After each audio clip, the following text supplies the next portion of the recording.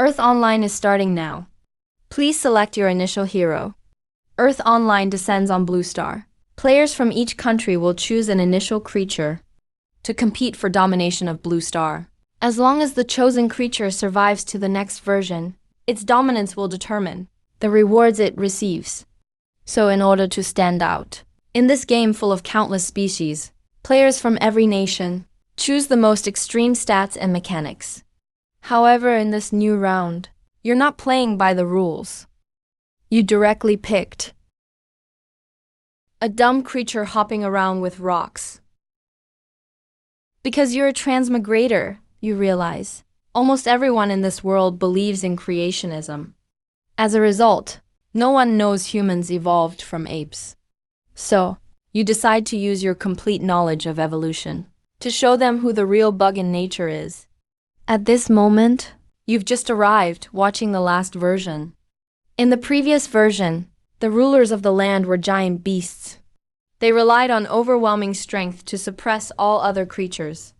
But then a massive meteor crashed down from the sky. The mighty dinosaur era ended just like that. As you were still watching, a cold mechanical voice suddenly echoed between heaven and earth. At the same time, a giant sky screen unfurled from high above. No matter where you are, just look up and you'll see it. Earth Online Global Update Announcement. Selection of Earth Online Country Civilizations Observers officially begins. The list of National Civilization Observers will be revealed in 3 minutes. 2. New version timeline. Fast forwarding to the 4.4 million BCE prehistoric time node.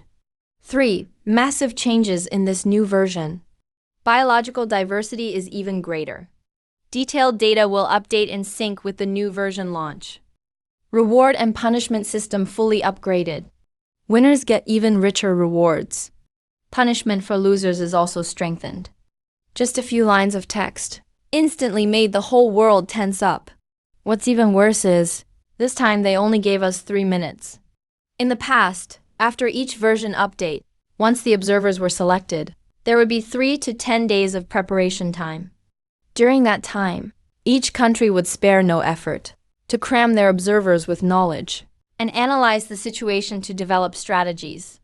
But this time, the system caught everyone off guard. 3 minutes isn't enough for training, let alone to bring someone to the research base. At the same time, the classroom also fell silent. Everyone stared intensely at the sky screen, waiting for the name of Dragon Nation's next civilization observer. Finally, after a long global list broadcast, the line for Dragon Nation appeared. Dragon Nation Civilization Observer, Yang Chun. The next second, your photo appeared on the screen at the same time. The whole class blew up instantly. No way, Yang Chun. For real? There are so many people nationwide. How is it him? The previous observer was also from our school. And this time it's still us? What kind of luck does this school have? Luck, my ass. It's Yang Chun who got chosen. The guy who's always sleeping. Meanwhile, you also receive a system prompt. You are now the new civilization observer for Dragon Nation. Earth Online will pull you into the game now. You will be unable to contact the outside world until the session is settled. At this point, you have no choice but to accept. Meanwhile, at the Dragon Nation Capital Earth Online Special Research Team, things have become total chaos. Almost everyone in the base stopped what they were doing at once, staring at the 3-minute countdown prompt. Their faces went green. What's going on? Why only 3 minutes? There's no prep time this round. This is bad. What can we even do in this time? Team leader Elder Chin nearly blacked out, almost couldn't stay seated. He's a giant in the Dragon Nation medical field. And a key figure in the special research program. He was all set to follow the old process and take over for the new observer. But the system just scrapped the entire process. With no other option, he could only grit his teeth and order. Within 3 minutes, I want everything about this Yang Chun. All your files were soon laid out before Qinling. The good news is, you come from a top university, and it's also the alma mater of the previous observer. The academic atmosphere on campus is strong. Even if you're just an ordinary student, at least you have some foundation. But the bad news is, you're not an ordinary student at all. In fact, you're a well-known slacker in class. You usually sleep or space out during lessons. You even became depressed after being dumped by your ex. A total hopeless romantic and a loser. Seeing this, old Chin was numb. He could only force out, and this is our start. And the reaction from the public wasn't any better than the research team. As the Earth Online broadcast went live, people from all countries could communicate freely. Foreign viewers were already boasting nonstop about how professional their own country's observer is. Some say their representative is an animal expert. Some claim theirs is part of a special research team. And some are, as usual, mocking other countries to surrender now. But the real excitement was actually in Dragon Nation's exclusive chat room. Because just minutes after you were selected, your schoolmates were already spreading the word that you always sleep, slack off, and get distracted in class. Even napping through Earth Online classes. That really unsettled all of Dragon Nation.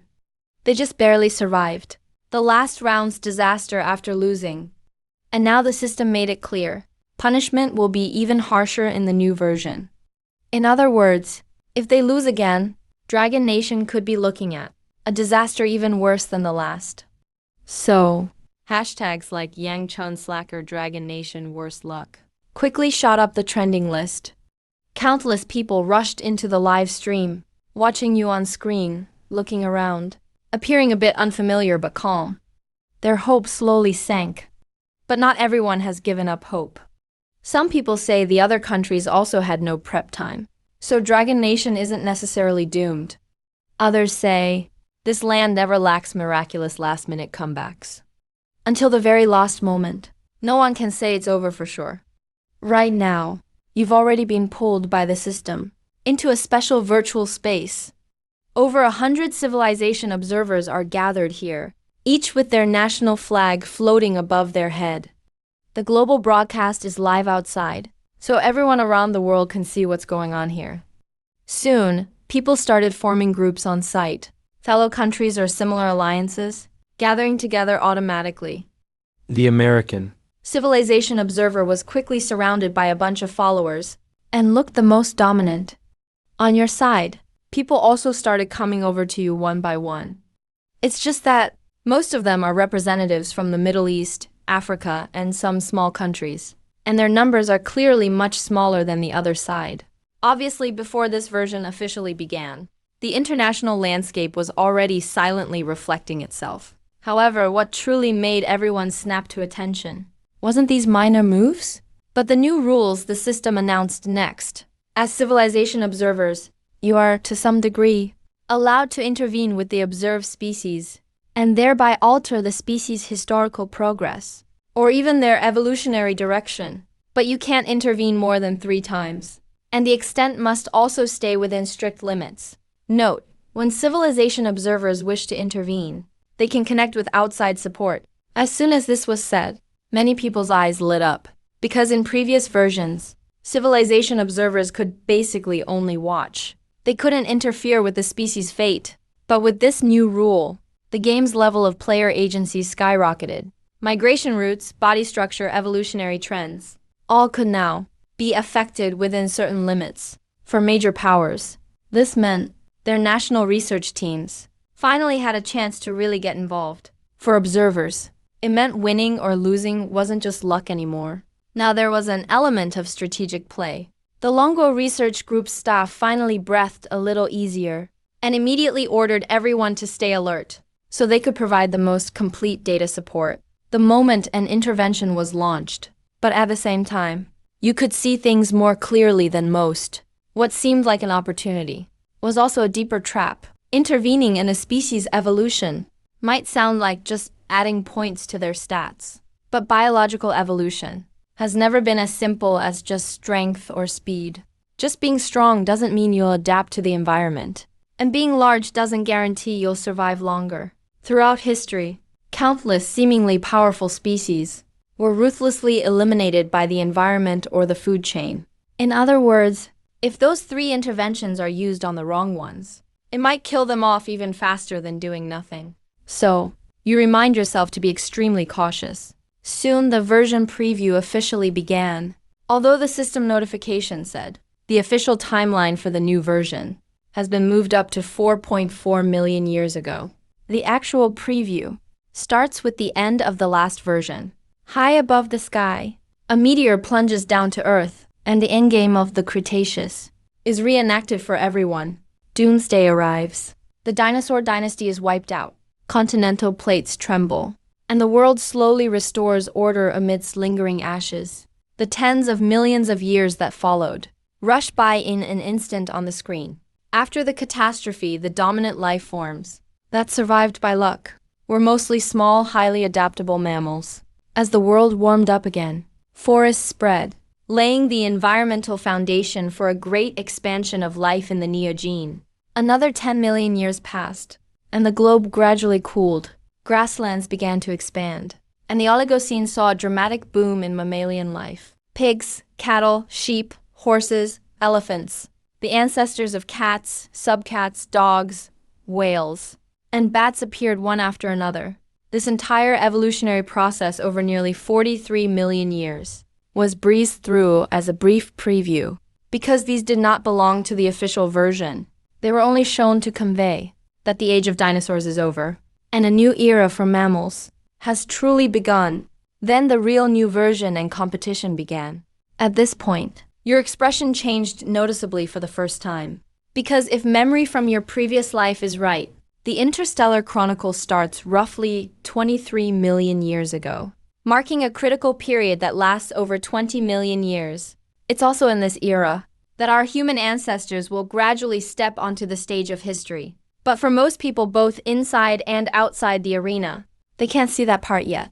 They first see what's still the most direct and exciting, massive, powerful creatures. As global temperatures continued to drop, vast forests were replaced by grasslands. Herbivorous mammals began to multiply explosively. The first to awe everyone were the proboscidean gomphotheres, over 5 meters long, weighing more than 12 tons, with a similar appearance to modern elephants, but with shorter trunks and long, downward curving tusks. Immediately after, the stegodonts and dinotheres, shovel-tuskers and other lineages emerged one by one. While their types varied, they all had one thing in common: sheer size. After 3 versions dominated by dinosaurs, everyone had been conditioned with that worldview. So the first thought in many minds was still very simple: bigger must be better. In the Longo research group, Professor Chin instantly placed the proboscideans as candidates for special study, because in terms of sheer size and stability, they really did look like the safest bet in the new version. Next up was the rhinoceros family. 2-horned rhinos, black rhinos, white rhinos all appeared. Also quite large, but still smaller than the elephants. And not exactly fast either. Chin's verdict was straightforward. They could be backup choices, but were unlikely to reach the top of the food chain. Moving on to the grasslands of 18 million years ago, horses evolved from the ancestral grassland horses, with forms quite similar to modern-day horses. Strong limbs, excellent runners. Then deer species had their population boom. Horned deer, ancient giraffes, Sametherium. Needle-horned deer, round-horned deer, strange-horned deer. And Civatherium, huge diversity, spreading all across the grasslands. They didn't necessarily have the most massive bodies, but to survive and thrive on the vast plains, they had the most practical conditions: speed, herd size, and adaptability. If those earlier scenes still stuck to the old mindset, that megafauna equals strength, then the next scene directly shattered that simplistic belief. The subfamily saber-toothed cats appeared. Short-sword Smilodon stood about 1.2 meters at the shoulder, with a body length over 3 meters, and more than twice the weight of a modern male lion.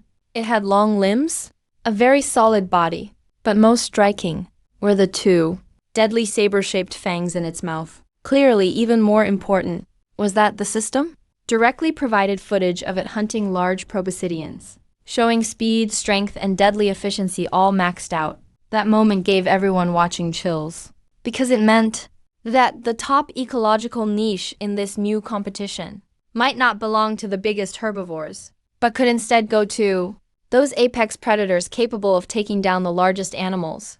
Not to mention, The saber-toothed cat subfamily itself is a huge category, with Homotherium, Machairodus, Smilodon, Denictus, and fearsome cats and their branches, all making their appearance one after another, coming on stage in quick succession. Each one exuded an obvious aura of apex predator. Within the Dragon Nation research team, even the diligent faces finally turned serious. In his view, saber-toothed cats were likely closer to this version than elephants. But the system clearly wasn't intent on giving only one path. Bears appeared. But at this point, ancestor bears were only about 1 meter in size, mostly living in jungles, feeding on plants, insects, and small mammals. They just weren't impressive enough yet. Next, the giant hunting dog arrived. Its size several times larger than modern wild dogs, capable of hunting large mammals. Then came the aquatic Purosaurus. It exceeded 11 meters in length and weighed over 6 tons. It had the most terrifying bite force among land animals. And then there was the massive Wanambi snake. Its standing height was exaggerated to an incredible level. The Argentine giant eagle spread its wings like a small plane. And when the scene shifted to the ocean, true giants appeared, once again making everyone collectively hold their breath. The Megalodon was over 20 meters long and weighed more than 90 tons. Its massive jaws could open to an astonishing diameter, reaching up to an incredible 3 meters. After dinosaurs left the stage on land, giant beasts never truly disappeared. They simply sank into the ocean, continuing to reign over another world. Its enormous size, terrifying bite force, and apex predatory status instantly captivated nations everywhere. In many people's eyes, it was basically a continuation of the age of dinosaurs, the new overlord of the sea. So one potential candidate species after another was put on the table. Elephants, saber-toothed cats, giant hunting dogs, Purosaurus, Megalodon. Every single one looked ridiculously strong. Everyone seemed worth betting on. But just when most people were focused on these massive creatures and top predators, the system suddenly fast-forwarded again. The timeline jumped to 5.8 million years ago in prehistory. The screen shifted from vast grasslands and deep seas to the edge of the grassland, a sparse forest. A group of proto-apes cautiously perched among the branches. They could stand upright for short moments, but most of the time they moved between branches using their arm strength. They were timid by nature, easily startled by the slightest rustle. They fed on fruit. Strength, size, speed. Compared to the top species shown before, they were hardly worth mentioning. They looked so weak, pitiful, and scared. The system then gave their name, Australopithecus ancestor.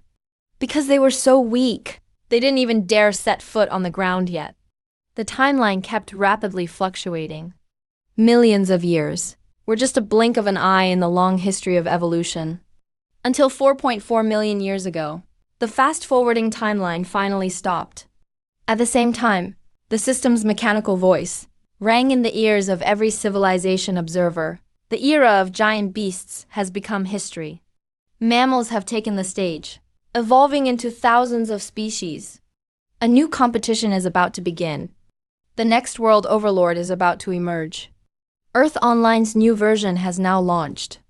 All civilization observers, please, choose your respective ecosystem species within 30 minutes. As the announcement ended, people in the virtual space began disappearing one by one. All you saw was a flash of white light before your eyes. When you opened your eyes again, you were already standing on the grasslands of 4.4 million years ago. Soft earth under your feet. The air was so crisp and clean, unlike the modern world. Not far away, you could see large animals moving around. At this moment, the official species selection phase began. Right now, it felt as if you suddenly gained the perspective of a creator. With just a single thought, you could call up information on all living species in the world. And with another thought, you could instantly teleport near the species you chose to observe them up close. But here's the problem. The selection time was only half an hour.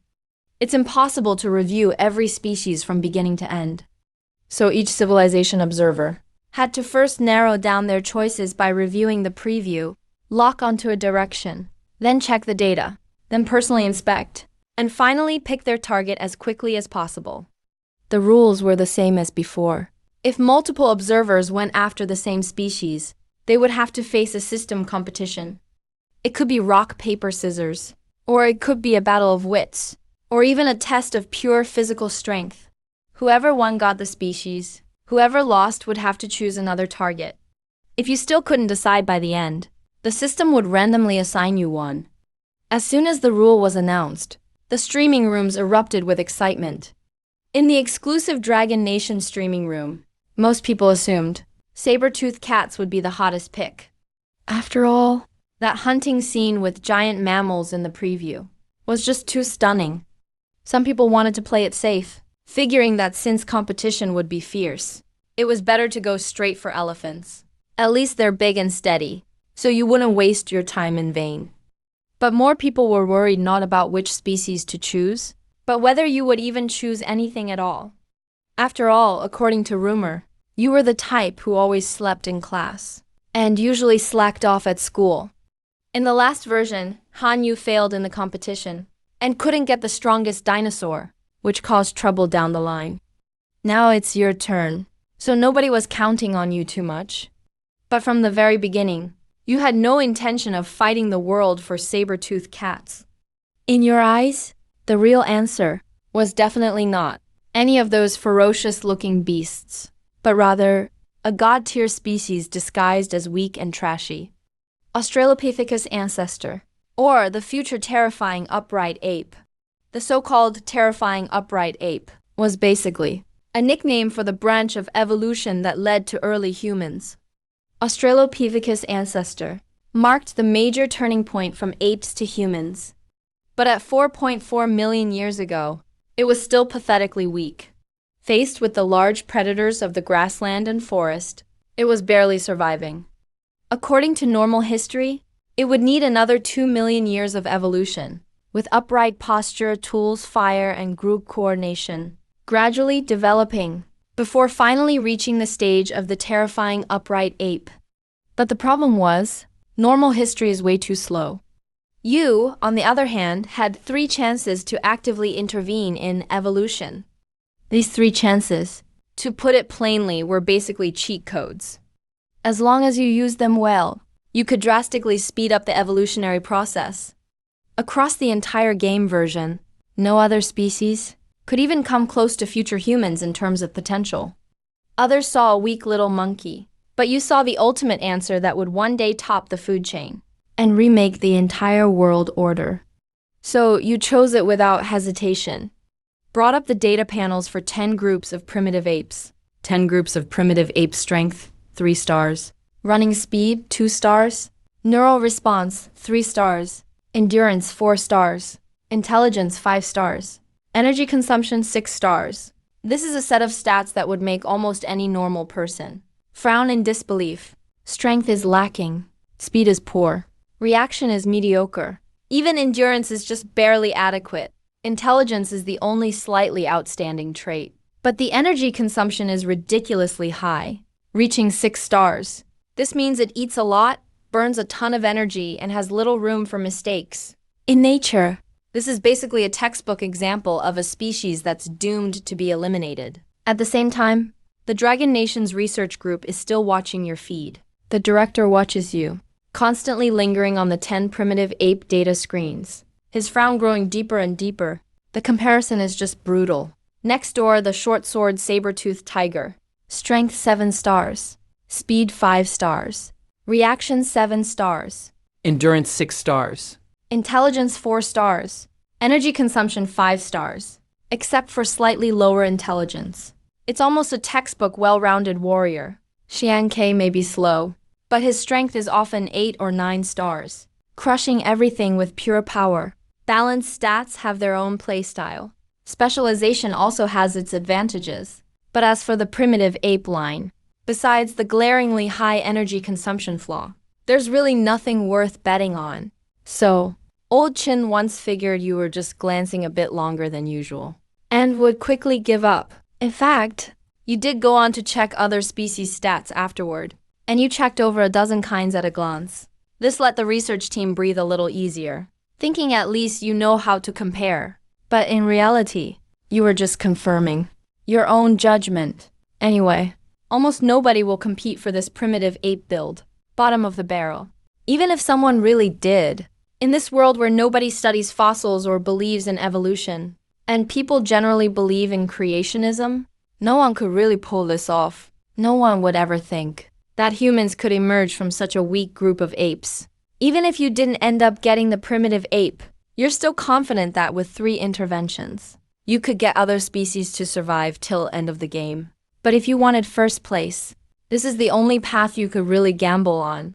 After looking at enough data, you finally acted and directly chose to teleport to the habitat of the 10 primitive ape groups. The next second you vanished from the grassland and reappeared on the edge of a sparse forest. But ironically, another nearby area was bustling with activity. By the lakeside, 7 or 8 civilization observers were gathered together, with a tense standoff in the air. David from America and Natasha from Bear Nation, as well as Toru Yamashita from Sakura Nation, were all there. This is the habitat of the short-sword saber-toothed tiger. Clearly, this group was competing for a spot with one of the most popular species of the event. As soon as you appeared, several pairs of eyes immediately turned to you. Toru Yamashita squinted at you with obvious hostility. David instinctively became more alert, clearly seeing you as another rival. But Natasha was the first to extend an olive branch, saying if you were willing, you could form a temporary alliance and kick the others out first. Viewers in the Dragon Nation's live stream, seeing this, even started to hope for a comeback. After all, you actually showed up at the scene. Maybe you finally changed your mind and decided to go all in. But the next second, you simply waved your hand and calmly refused. This one's yours to fight over. I've already picked my target, so I won't be bothering you. And with that, you showed no hesitation, walking straight past the saber-toothed tiger's habitat, without looking back. Not just the people at the scene, but even the viewers were stunned. With the meta's strongest option right in front of you, you didn't even try to compete. Even if you might not win, you should at least give it a shot. But you skipped even that, turned and left. Nobody could figure out what you were thinking. But soon enough, they couldn't be bothered anymore. Because as time ticked down, when the final 10 minutes hit, the system will force everyone competing for the same species into the game. Winner takes all, losers out. So over at the saber-toothed tiger's spot, a fierce competition was destined to take place. But you were already at the base of a tree in the woods.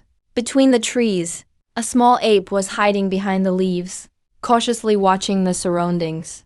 Alert like a little animal ready to bolt at any moment, you glanced up at him and promptly submitted your answer to the system. Dragon Nation Civilization Observer selects the primitive ape as the observation target. With no competitors, a beam of light quickly descended, enveloping both you and the little ape. A robotic system message rang out. Dragon Nation Observer Yang Chung confirmed. Observation target, primitive ape. Binding in progress. Binding successful. As soon as the news broke, the entire Dragon Nation exploded. Back at the research team, Chen Lao's teacup crashed onto the floor with a bang. His pant leg scalded by hot water and he didn't even notice. The whole lab fell dead silent at first, then broke into sobs of disbelief. With so many strong species available, you chose the all-around weak primitive ape. If this isn't crazy, what is? Even more worrying, given your file describing your odd state after a breakup. As if you've totally given up on life. Some of the research team began to suspect you might be mentally unstable, deliberately seeking revenge against society. The more you think about it, the more despair you feel. After all, a normal person would find it hard to make such a choice in this situation. Meanwhile, the main livestream and viewers from all nations have completely turned this into a big joke. Viewers from South Korea, Japan, and the US all chimed in, mocking whether China is about to test Confucian values, purposely conceding a round. Someone outright said that China is handing over their national destiny. Others sarcastically brought up Sun Wukong, sniping that maybe the Monkey King could cause chaos in heaven too. Chinese viewers were furious instantly, but there was nothing they could do to vent, because the data from the primal land was so obviously terrible. Even forced bravado had no confidence behind it. Yet, you couldn't care less about any of this. In your eyes, the primal land is absolutely a late-game powerhouse. If you have to divide stages, as soon as the throwing skill is unlocked, that pretty much counts as officially entering the late game. By then, who would dare claim this isn't the best pick? The answer is half an hour passed quickly. Species choices from all nations were finalized one after another. The highly anticipated saber-toothed tiger competition was won, surprisingly, by South Korea's Cha Tae-hyun. That outcome was unexpected for many. The US's David was actually the first eliminated from the competition. After losing the saber-toothed tiger, he decisively snatched the Argentinian giant eagle and finally claimed the aerial overlord. Russia's Natasha lost out on the saber-toothed tiger, but managed to secure the elephant ancestor in another round. What most struck a nerve with Chinese viewers was Japan's Yamashita Tetsuya. He was originally left waiting for a random system assignment, but luck gave him the giant hunting dog, and it was a strong social predator. His luck was just absurd. This made the China livestream even gloomier. They had purposely chosen the weakest opponent. Even random selection could have gotten them a strong pick. How are you supposed to play now? Soon, the system announced the official start of the new version. All civilization observers returned to the virtual space. Each sat in front of a chair. A screen appeared before them, showing the real-time evolution of their chosen species. Since each version typically spans hundreds of thousands, or even more than 1,000,000 years, the system compresses the entire timeline down to about a month, fast-forwarded in a documentary style, only preserving the key points. And so the fate of the primal land officially unfolded before everyone. Once the screen cleared up, the first thing apparent was environmental degradation due to violent climate changes. What was once a relatively dense rainforest has become more and more sparse. Distances between trees keep increasing. The little ape you're connected to crouches on a lonely branch of a large tree, alertly watching its surroundings. There were never many of its kind here because of limited food. Now every wild fruit on the trees has been eaten clean. The little ape hasn't eaten anything in 2 days. And more brutal still, this morning, an elderly ape starved to death after falling from the tree. It was soon dragged off by a saber-toothed tiger. It doesn't really know what death means, but deep in its genes, a hardwired law keeps reminding it. The ground is dangerous. If you fall to the ground, there's danger everywhere. Yet hunger is also forcing it toward death. It stands on the branch, spots another cluster of trees about 100 meters away. Maybe there are fruits there. Maybe there's a way out. But that 100 meters, for a primal land ape that only knows how to swing and leap between branches, feels like an insurmountable gap. It stares at the ground below. Every cell in its body seems to be screaming alerts. Fear instinctively forces it to retreat, hiding on thicker, higher branches, as if the farther from the ground, the safer it feels. A wail broke out in the China livestream. Many are convinced this is an extinction waiting to happen. A hellish opening scene. No food in the trees. Nothing but predators on the ground. These apes have no way out. But you keep watching the screen, your expression more focused than anyone. Because you know, that historic step is maybe just one moment away. Hunger and fear, colliding violently in that brain barely the size of an orange, clashing fiercely. It can't think clearly like a human, but survival instincts will still force a decision. Trees have provided the primal land with millions of years of protection, so they've survived by clinging to branches until now. But now there aren't enough trees. The environment has changed. Their old ways can't sustain them anymore. To survive, they must let go. Finally, hunger outweighs fear. The little ape grabs the branch, hangs its body in the air for a moment, then suddenly lets go. With a thud, for the first time, it lands truly on the ground. Fear instantly sweeps over it again. It looks around in panic, like death could pounce at any second. But survival gives it little time to hesitate. It starts using both hands and feet to support its body, running and leaping, desperately charging toward that cluster of trees 100 meters away. As it runs, its hands start to get in the way, so its waist slowly straightens out. Movements relying on climbing and hopping gradually shift to a more upright sprint. Its strides get longer, its body straighter, Just like that. Before it even realizes it, it's already at the edge of the new trees, diving into a world of fresh fruits. It survived, and this scene was witnessed by the other apes in the sparse forest. They all saw it. They poked their heads out, staring intently at the little ape across the way, gnawing on fruits. They don't understand the concept of paths or lessons learned, but hunger is the most primal, real message. The first one stepped out. Now the second and third get restless. Soon a second ape lands on the ground. Then a third, a fourth. More and more primal land apes leap from the trees, racing toward the new forest 100 meters away. The ground remains dangerous for them, but at least it's no longer absolute doom. In the live stream, some viewers felt moved. Someone admitted they had no hope for these apes at first, but seeing them force themselves forward to survive, they couldn't help but be shaken. Still, meanwhile, most remain pessimistic, because looking at the outcome, it was just a bunch of weaklings, finally learning to forage on the ground. Compared to beasts who already hunt large prey in packs, the gap is still daunting, unbelievably huge, and right when everyone's emotions are mixed, a more brutal scene unfolds.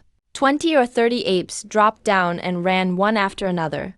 The commotion eventually alerted the nearby dagger saber-toothed tiger. At first, that apex predator also didn't expect this group of timid creatures that always hid in the trees would actually swagger along today, exposing themselves on the ground. It slowly crouched down, silently creeping closer. Only when it was close enough did it suddenly pounce. One leap, one pin down. The poor monkey it caught didn't even have a chance to struggle. The size difference was just too great. With just one paw, the dagger saber-toothed tiger could pin down half its body. Then that massive jaw, capable of opening 120 degrees, yawned wide. Two saber-like fangs came down hard. With precision and ruthlessness, it instantly ended the monkey's life. Its struggles quickly weakened. A dozen seconds later, the monkey went completely still.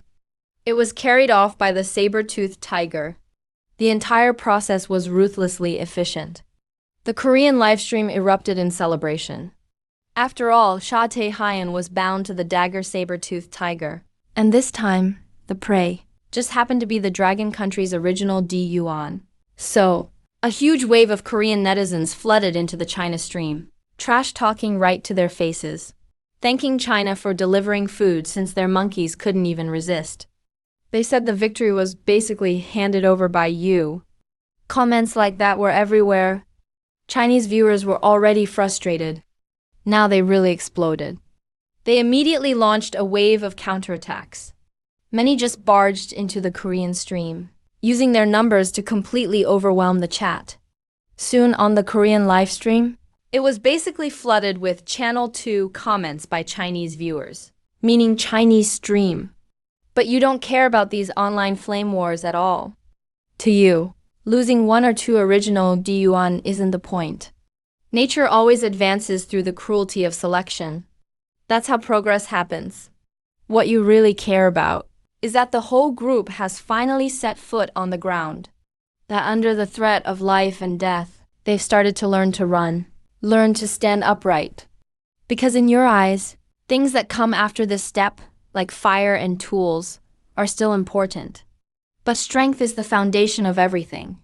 Primates can walk this path, precisely because they've spent generations climbing and leaping between branches. In order to grasp branches, their feet are wide enough, almost like hands, with strong gripping ability. This gave them the chance to truly raise their bodies upright. In nature, most predators are digitigrade, walking on their toes like felines. They sacrifice stability for speed. Prey animals go even further, most being unguligrade, which means they're basically sprinting on their toenails. They do run faster, but they've totally given up the possibility of real upright posture. Only by standing upright can hands be freed. Hands no longer have to support body weight or help with running, and gradually evolve to become more refined. All those abilities, gripping, pinching, catching, throwing, are only possible when hands are finally freed up. That's the foundation. Only after reaching that point will tools be invented. and fire can possibly be controlled. Otherwise, even if another animal understands the principle of fire from friction and tries it with its mouth, it could try for 100 million years and never make a spark. So you need to wait a little longer. The original Di Yuan must truly internalize standing upright as a part of their instinct. Only after everything becomes stable will it be time for your first true intervention. The scene moves forward. This group of monkeys that reached the new forest at least survive for now. And what happened today, for them, was about much more than just finding food. For the first time, they came down from the trees. For the first time, crossed 100 meters of death zone. For the first time, learned that while the ground is dangerous, it's not completely off limits. What they did today will sink in like a kind of primal code, slowly becoming part of their genes and instincts. Next time food runs out, they'll still migrate, and migrate again the next time. Once, twice, 20 times, 30 times. Until one day, the earth is not just a symbol of fear, but truly becomes their home. The evolution of life is all about learning to adapt in danger, and learning to make use of opportunities in adaptation, finally conquering the environment. At dusk, the sun sinks below the horizon. The prehistoric sky is so clean it almost feels unreal. No forests of steel, no smoke or smog. Looking up, the stars cover everything. On a tree branch, the ape who was the first to jump to the ground today is sitting quietly. Usually he would have been asleep by this time, but today he ate too much, and his stomach is uncomfortably bloated. He can only remain in a sitting position, so he stays there with nothing to do. The wind blows through his long, thin hair.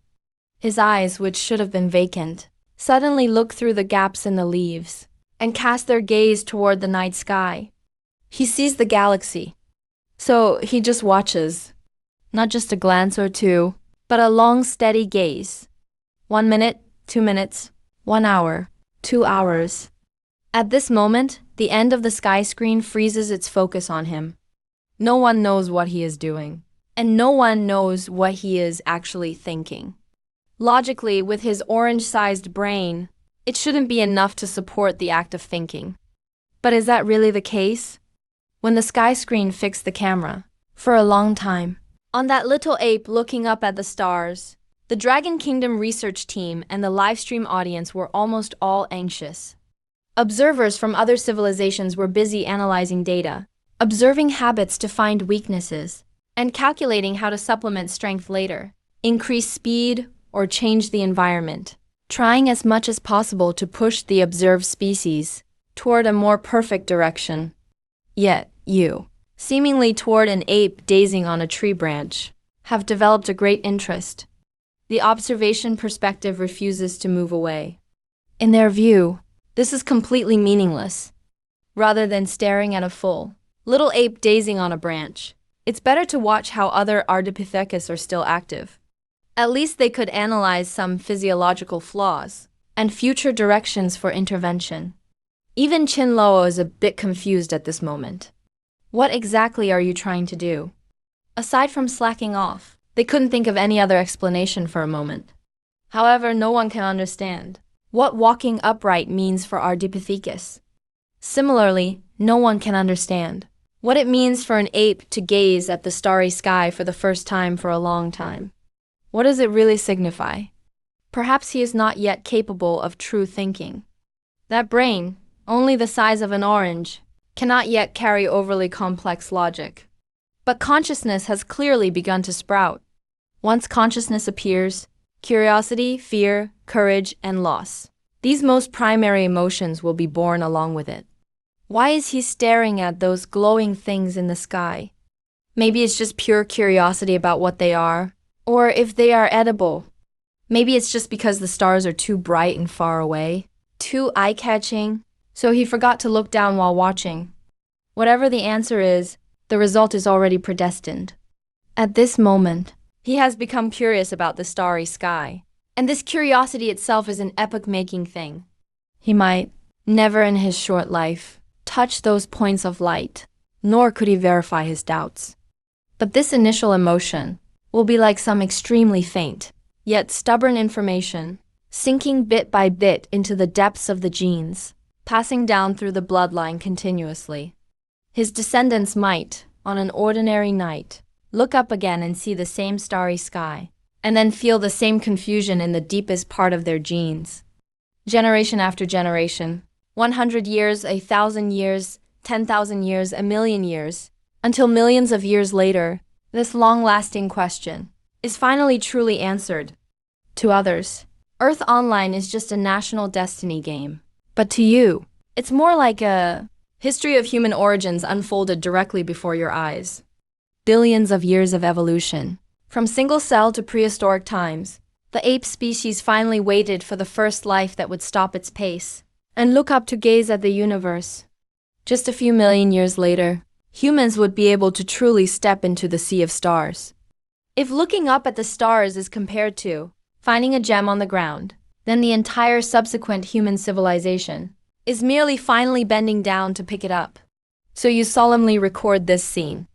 In your view, when the first ape looked up at the galaxy, humanity's exploration of the universe was actually 80% complete. The notebook in your hand is quickly filled up, but the shock of this moment, besides you, is understood by no one. Immediately after, the sky screen accelerates again. The rise and fall of a race is never an overnight matter. Ever since the first Ardipithecus stepped onto the ground to survive and ran toward a new forest, this behavior was inherited by the entire group. Soon, when the fruits in the new forest were eaten up again, Ardipithecus no longer did as they had before, waiting to die in the trees. But for the second and third time, they descended from the branches to the ground and migrated toward further places. Since the original environment could no longer support them, they would chase after food and adapt to new habitats. Thus, trees gradually ceased to be their only home. They began to be active on the ground more often, starting to be hunted by various top predators, while tenaciously surviving. The key to supporting all of this is precisely walking upright. The disadvantages of being upright are very obvious. Speed becomes slower, and it's harder to escape when facing wild beasts. But it also brought extremely important advantages. First is the decrease in energy consumption. Quadrupedal walking is like full-time four-wheel drive. 4 support points exert force simultaneously, stable but particularly energy-consuming. Bipedal upright walking is more like an inverted pendulum that keeps leaning forward and then being pulled back. The body will move forward alternately using gravitational potential energy. The result is that under the same physical reserves, the consumption of walking upright is significantly reduced. In the system's 6 dimensions, Ardipithecus' originally exaggerated energy consumption index dropped from 6 stars to 5 stars. And besides that, uprightness has a more direct, more physical advantage: heat dissipation. A quadruped's entire back is exposed to the sun. The heating area is too large. Once running long distances, the body temperature can easily become too high. But after Ardipithecus stood upright, the area facing the scorching sun decreased sharply. The body could dissipate heat more easily, allowing them to continue walking under high temperatures. The result was, their endurance further improved.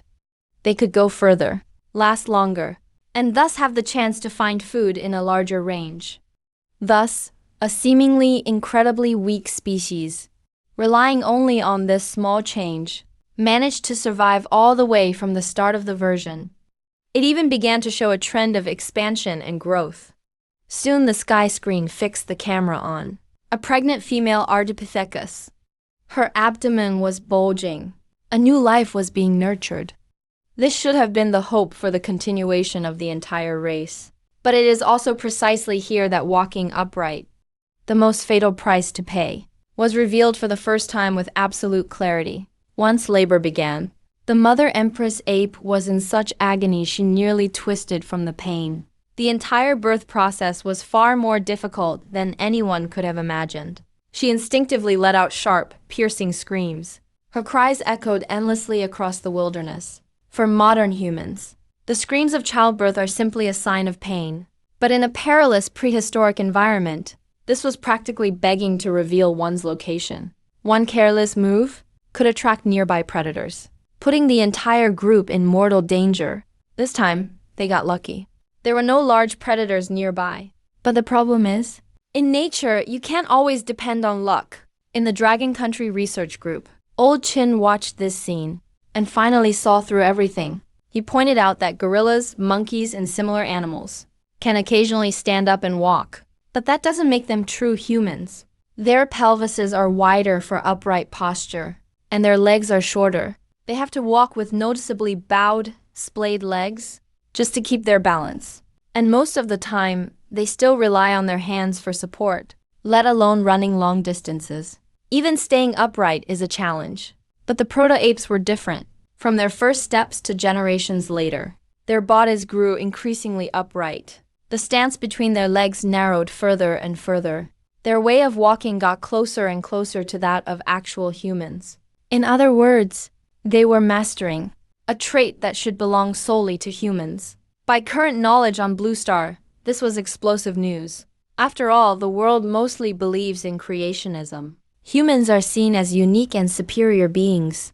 Who would want to accept that apes in the game are actually replicating human abilities?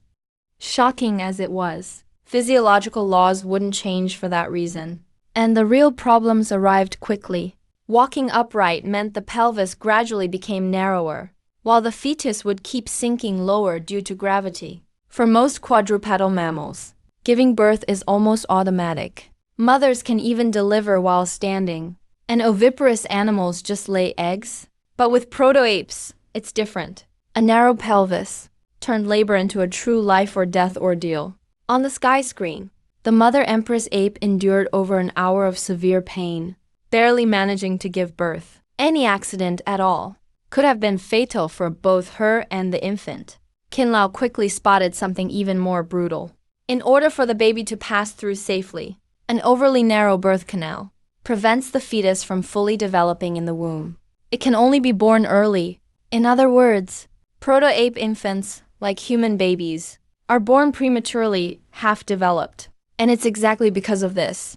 Human children take a long time before they can walk, while most mammals can stand and run soon after birth. For humans at the top of the food chain, this is nothing. But for proto-apes who could be stalked by predators at any time, it's nearly a death sentence. This alone could be fatal. For a group already so weak, with such difficult births, and such fragile infants, it almost looks like they're doomed. So the Dragon Country Research Group's opinion was quickly unified. If there's a way to provide outside help later, the safest strategy would be direct intervention, and have the proto-apes abandon upright walking, returning to the quadrupedal mode that suited them better. Mr. Chin even had people start documenting on the spot the current pelvis of the proto-apes, spinal muscles and walking data, getting ready to study how to reverse this mistake. Meanwhile, viewers in the Dragon Country livestream, even without Kinling's professional knowledge, felt their scalps tingle from watching. In the neighboring bear country, saber-toothed elephant calves could stand and walk right after birth, at least keeping themselves alive. But look over here. These newborn proto-ape infants were as frail as a lump of underformed flesh. The mother was almost completely spent, let alone the proto-apes, who, all this time, were not dominating or attacking others like some species, nor showcasing their strength. They were constantly running for their lives and feeding on wild fruit and roots. It really seemed like they had no advantage at all. Even so, you still didn't take action. From your perspective, a fatal flaw isn't always a bad thing. Many times, it becomes the trigger that pushes evolution forward, just like the environment forced proto-apes out of the trees. At crossroads between life and death, life often finds its own way through desperation. So he kept watching the scene, without rushing to intervene even once. Soon, the sky screen gave even more specific results. The newborn proto-ape was indeed extremely fragile. It couldn't even open its eyes. Its limbs were short and weak, and its hair was so sparse, it was almost pitiful. It could only lie on the giant leaves its mother had found earlier. Wiggling gently like a tiny caterpillar, it made faint, weak cries. This was its only way of expressing needs. The mother ape was already pushed to her absolute limit. But the motherly instinct embedded in all mammals still drove her to act. She struggled to hold the infant close and tried to nurse. But the problem was, giving birth had drained all her strength and nutrients. She couldn't produce even a drop of milk. Without food, this underdeveloped infant wouldn't last a single day. More cruelly, although there were other proto-apes nearby, the most they did was huddle for safety and gather together. They had no sense of helping one another. They could see the mother ape's struggles, but had no idea what they should do. Helping others was still too unfamiliar for proto-apes at this stage. The female ape looks around. In those hollow eyes, a certain complex emotion clearly emerges for the first time. Until finally, he settles his gaze on a taller and stronger male Ardipithecus. That is the biological father of the infant. According to the most common logic in nature, the male is responsible for providing genes and then turns to leave. Raising the offspring is the female's job. But this time, it was the male ape-like animal. From the grass, he digs out 2 wild fruits he had hidden earlier, walks up to the female holding the fruit, and makes a few chirping sounds, as if conveying some indescribable meaning. The female ape seems to understand. She almost snatches the fruit and eagerly stuffs it into her mouth. She knows she must replenish her nutrition immediately to be able to produce milk and keep the infant in her arms alive. And that male Ardipithecus did not become dissatisfied because the food was eaten. He just tilts his head, looking at the mother for a moment, and then at that pitifully small infant. At this moment, his brain has expanded from the size of an early orange to something closer to a grapefruit. The increase in brain capacity brings not only faster reflexes, but also a bit of judgment beginning to take shape. He seems to realize for the first time that this fragile little thing is inextricably linked to himself. Offspring are the underlying code of all life. No matter what kind of creature, everything they do in the final analysis cannot bypass reproduction and continuation. So, he seems to have completed, since his birth, his most difficult piece of thinking. If he wants the offspring to survive, he must first let the mother survive. And with the mother holding the infant, she cannot forage for food or protect herself alone. In other words, as long as the infant hasn't grown up, he must stay. At this moment, he perhaps touches the edge of responsibility for the first time. In the eyes of others, this is just a male Ardipithecus handing over 2 fruits. Nothing special and nothing to talk about. But you watch with a jolt in your heart, because you know, just like the first ape jumping down from a branch and stepping onto the earth, these are small but critical turns in history. Evolution is never a destiny-changing reversal overnight, but rather countless insignificant small changes, stacking up time and again under the pressure of life and death, finally completely rewriting the path of a species. The high-difficulty childbirth brought by upright walking forced Ardipithecus to support each other. A mother simply couldn't raise such a fragile infant alone. So, if the offspring were to survive, a new relational structure had to emerge. Thus, the family began to sprout. That male Ardipithecus did not leave. Instead, he slowly stayed by the mother and infant's side. He didn't know specifically what to do at first, and could only stay and watch clumsily. But as time went by, he began to go out and search for food, then bring the food back. It is also here that another huge advantage of upright walking began to manifest. No matter how strong a quadruped is at transporting, the only thing that can steadily carry supplies is its mouth. They can drag prey to a relatively safe place, but they cannot run too far with heavy food in their mouths, let alone carry food, while dealing with enemies. Uneaten meat is often just left behind, benefiting scavengers in the end. But Ardipithecus was different. Upright, walking freed their hands. They could carry things in their arms and take them away, moving food from point A to point B, and bringing surplus resources back to their partners and infants. This point seems ordinary, but it is actually extremely terrifying. Because as long as food can be steadily brought back, the cost structure of raising offspring is completely changed. The mother doesn't have to risk foraging when she is weakest, allowing her to put more energy into nurturing the infant. Because they receive longer and more stable care, the survival rate of the infants will also increase significantly.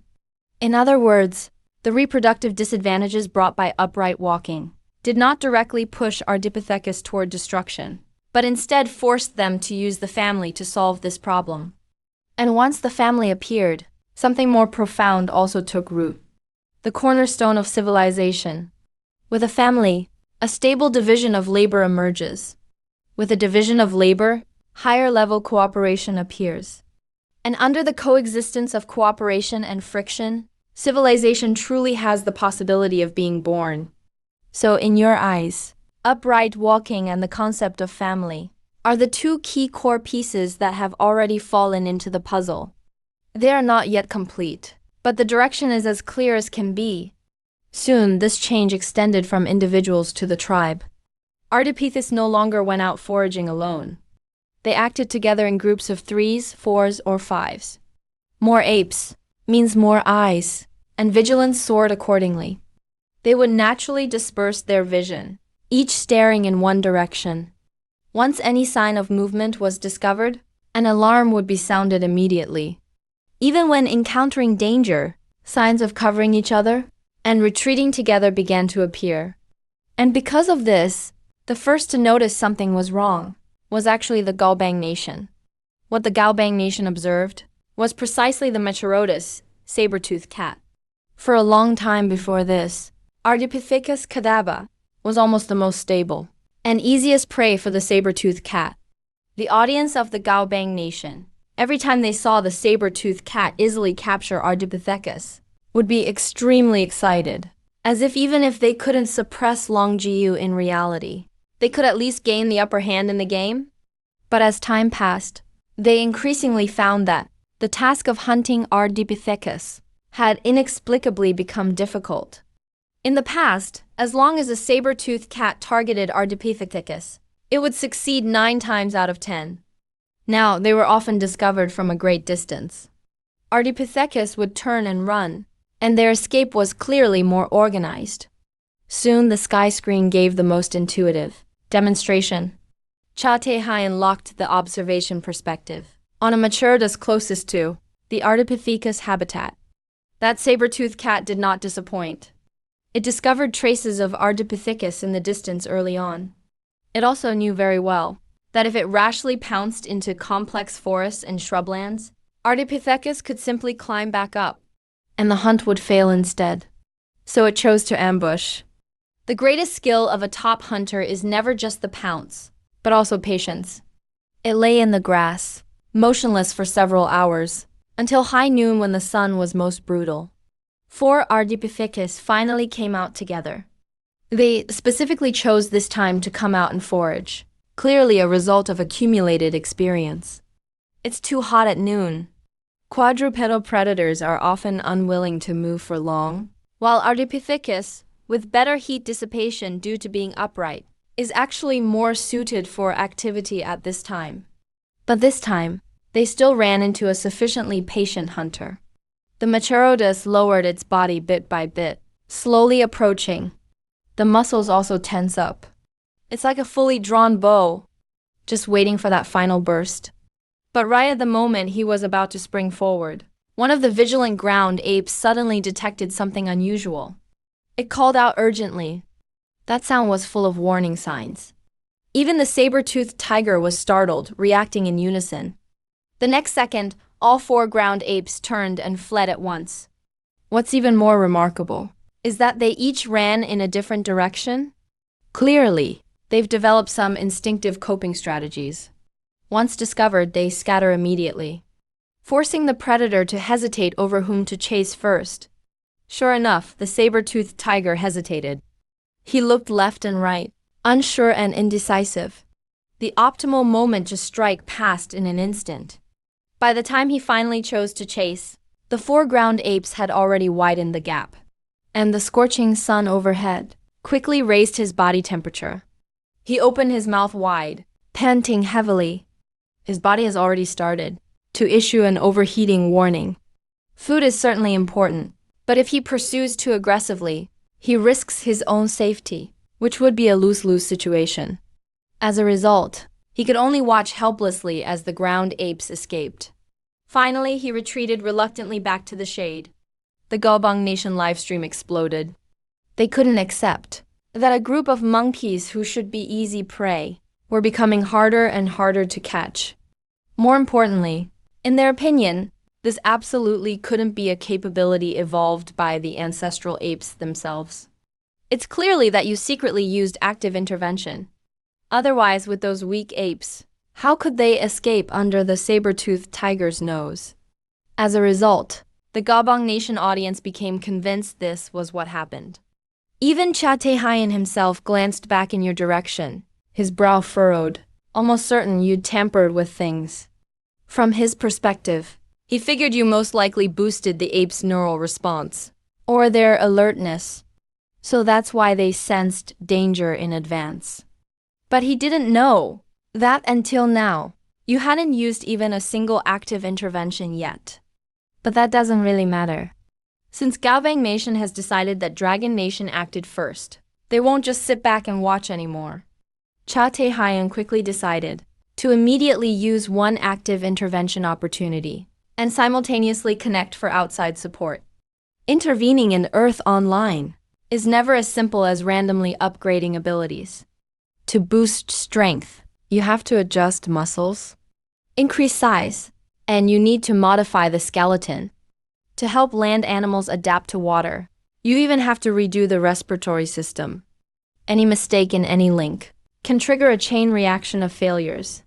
Of course, you can't just give a land predator a set of gills and be done with it, because chances are the final result would be it breathes with gills on land and uses lungs in the water instead, which would lead to disaster. So in this regard, Cha Taehyun wouldn't dare act alone. His intervention count quickly dropped from 3 to 2. Then the Gaobang Nation research team established communication successfully. Their side was eagerly geared up. Judging by their attitude, this might be the best opportunity to establish an advantage. So their intention was clear. They absolutely wanted to gain a decisive lead in this version. However, the research team didn't recommend directly altering the saber-toothed tiger's physical structure. The reason was simple. Their understanding of this creature wasn't thorough enough. Blindly strengthening it might ruin a version advantage instead. So they focused on another area: its lifestyle and environmental preferences. Through long-term observation, they noticed that while saber-toothed tigers usually acted alone, they didn't have strong territorial exclusivity.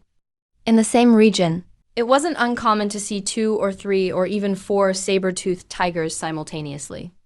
They Were more in a state between solitary and social living. Since that's the case, there was no need to forcibly alter its physique, but instead, target its mindset, making it feel its current habitat was unsuitable, and needing to migrate to a better area. And that better place was exactly where the ancestral apes were currently active. This was almost an open surrounding maneuver. A single scattered saber-toothed tiger was already formidable.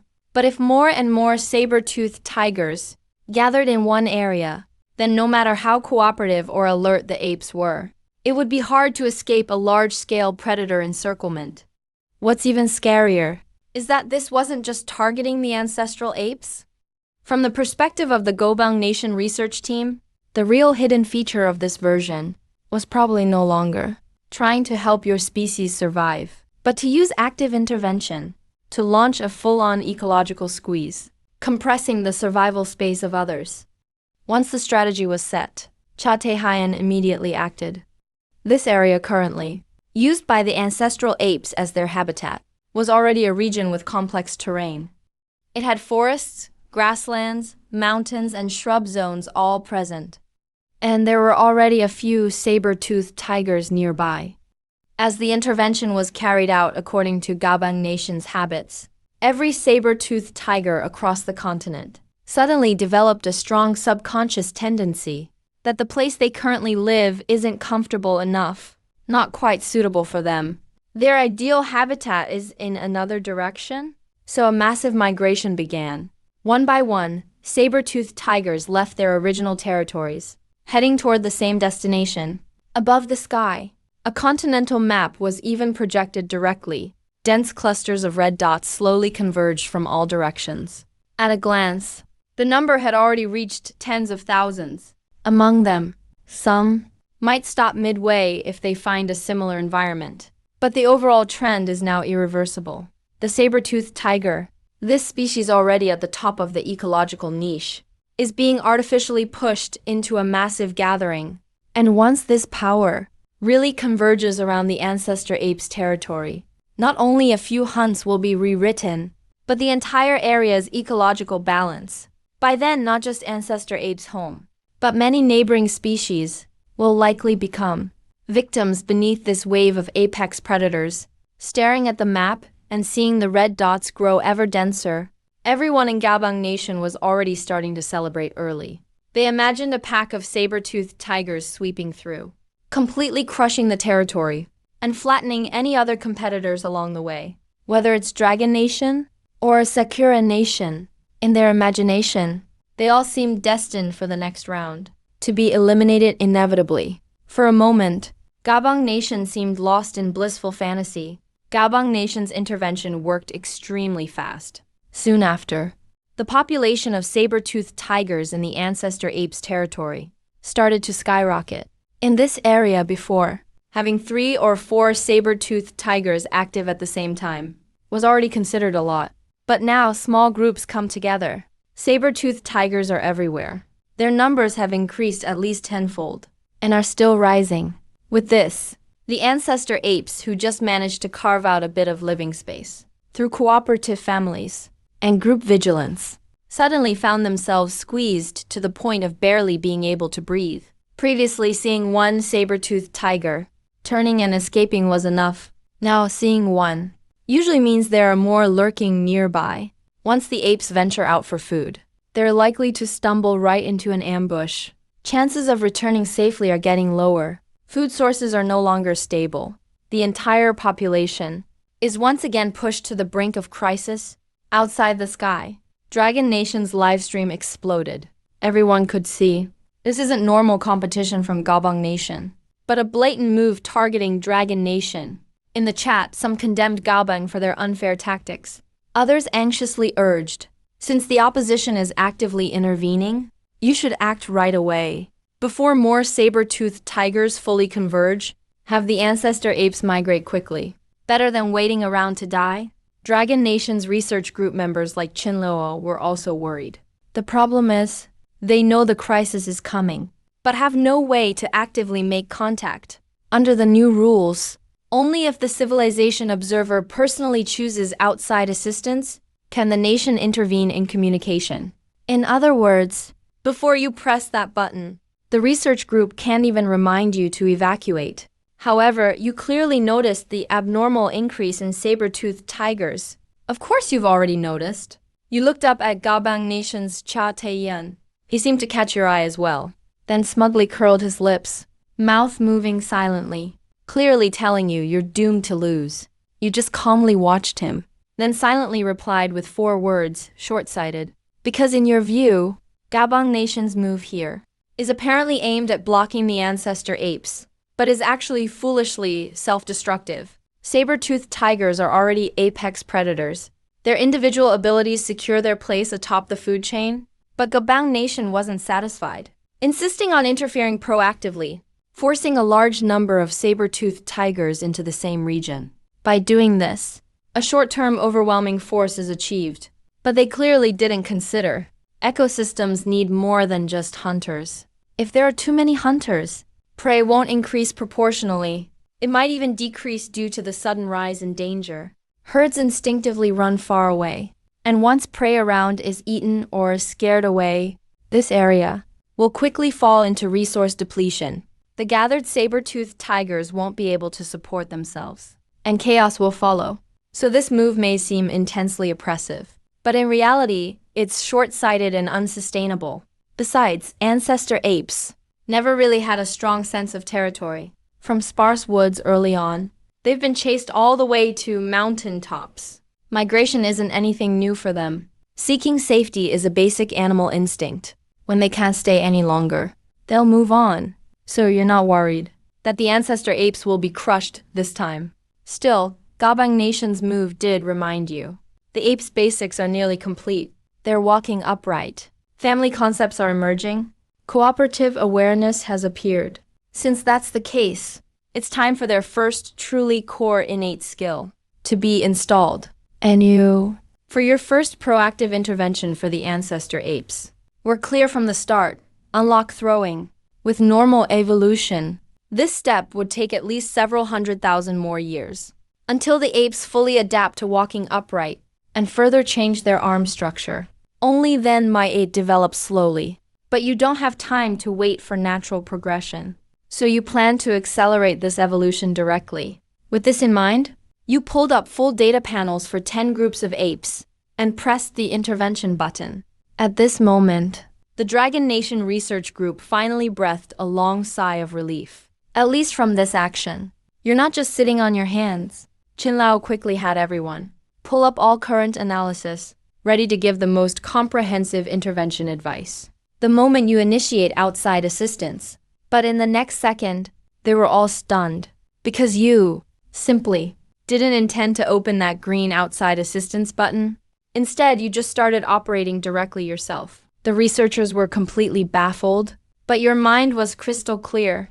For the terrifying upright apes, what really put them at the top of the world wasn't just their size, nor brute force alone, but strategic advantages unlike any other. Upright walking was one, and throwing was another. To give the ancestor apes real throwing ability, the key is not just learning to toss things, but rebuilding their bodies, giving them efficient and threatening hardware conditions for throwing. You first focus your attention on the spine and shoulders of the Australopithecus. Now, the ancestral Australopithecus, thanks to prolonged upright posture, has developed a clearly distinctive, shaped spine. Instead of the traditional C-shaped one, this is absolutely crucial, because the S-shaped spine not only handles the vertical pressure of upright walking, but also gives the waist greater rotational ability. It can act like a spring, storing and releasing some power. This is the core foundation for winding up during a throw. With this base, next comes the shoulders. At this point, the Australopithecus's shoulders are still more like typical primates, short with limited range of motion. The joints seem locked in place and can't perform the human style, large-scale pulling back to wind up for a throw. So the first thing you need to do is unlock them. You start by lengthening the collarbones, directly widening the shoulders, making the shoulder line closer to a human structure. Next, at the shoulder position, you adjust the shoulder joint's opening angle so the arm can pull farther back. Then, you reinforce the muscles, tendons, and ligaments around the shoulder joint, making the whole structure not only more stable, but also much more elastic. In simple terms, you're transforming the upper body of the ancestral Australopithecus into an actual biological slingshot. The wide collarbone acts as the bow frame. Shoulder joint expansion is the bow being drawn. Reinforced ligament and tendon are the bowstring, and the S-shaped spine and waist rotation are responsible for even more winding up power when it's time for an actual throw. Strength doesn't just rely on arm muscles to toss forward, but comes from standing firmly with the feet, rotating the waist and back, pulling the shoulders back, until the whole arm swings forward in one motion, forming a highly efficient kinetic energy transfer system. This means Australopithecus finally breaks free from the close combat limits that almost all terrestrial animals are forced to obey in nature. Before your modifications, Australopithecus could throw things, of course, but it was more like tossing, with locked shoulders and limited movement. No matter how hard they tried to throw, the speed was only about 30 kilometers per hour, and the range was usually just 5 to 10 meters. Not very threatening at all. But after your modifications, everything changed. Now they could really pull the stone back and use their entire body's elastic potential to hurl it out. That's no longer just tossing, but true striking power, 10 or even dozens of meters. For most predators in nature, that distance gap is nearly impossible to breach. If you want to overpower me, you have to get close. And as you come near, I move back. If you hesitate, I launch a ranged counterattack. If in the future the ability to use tools is unlocked even further, what gets thrown will no longer just be stones, but even more threatening defensive tools, having only strong close combat ability, can't form effective contact. This is true dimensional suppression. And for this reason, you know very well, this modification isn't just normal enhancement, but a unique talent exclusive to ancestral Australopithecus and future human ancestors. No other creature can develop it, because it's never just about altering the shoulder, but the upright spine, collaborating with waist, collarbones, joints, and ligaments to create a unique advantage. After you finish all this, you're very satisfied with the adjustment results before you. And as your intervention ends, the modifications you made to Australopithecus are quickly shared throughout the entire population. Bodies of Australopithecus quietly start to change. Shoulders become broader, collarbones become longer, muscles behind the shoulders rise a bit, and the whole body seems a bit more robust overall. Although this change was obvious, it didn't immediately alter their daily lives, because they themselves had no idea what was actually happening to their bodies. They continued living as usual. It's just that lately, saber-toothed tigers have been appearing more and more often. The forest where they used to live has become increasingly dangerous, so the ground apes were forced to retreat further into the mountains. The mountain terrain is complex, which can effectively limit the saber-tooth's charges. And there are naturally formed caves in the mountains, which are much safer than the open forest. At this moment, a mother ape is holding her months-old infant, sitting at the entrance of a cave, lost in thought. She's waiting for the male ground apes who went out for food to return. Ever since the concept of family appeared, this division of labor has become more and more natural. The female apes are responsible for nurturing the young. The males have taken on more of the job of foraging outside. But it's getting dark today, and the apes who went out still haven't come back. Time passes little by little. Dusk falls. The world outside becomes increasingly dangerous. For the ground apes, nightfall is almost like turning up the dial on danger. Their night vision is nowhere near as good as the predators. Once they lose sight, all the cooperation and vigilance in the world doesn't help much. The mother ape naturally can't understand the complex emotion of worry yet, but she can feel hunger. She needs food, and so does the young one in her arms. The other apes in the cave are the same. Finally, in the orange afterglow of evening, several figures slowly made their way back from the distance. They're the ground apes who went out. 6 in total. Each one is carrying a pile of fist-sized fruits. The mother ape gets excited immediately, howling to call her companions inside the cave. Soon, one after another, the apes run to the cave entrance.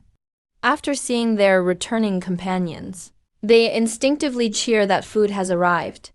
Tonight, they can finally settle in.